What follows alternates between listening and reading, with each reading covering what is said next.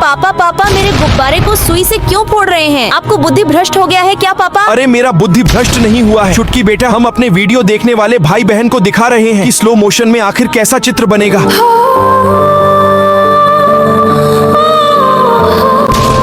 पापा फिर से आप हमारे गुब्बारे पर आज क्यों पर गए हैं? क्यों हमारे गुब्बारे को फोड़ रहे हैं बार बार? चुटकी बेटा फिर से देख रहे हैं कि आखिर गुब्बारा में पानी भरकर किल पर गिराया जाए तो आखिर कैसा चित्र बनेगा। लेकिन पापा आपके वीडियो को तो कोई लाइक और सब्सक्राइब ही नहीं करते हैं, तो फिर क्यों मेहनत करते हैं? अरे नहीं चुटकी बेटा, हमारे वीडियो देखने वाले भाई बहन बहुत अच्छे हैं, इन लोग जरूर हमारे वीडियो को लाइक सब्सक्राइब करेंगे।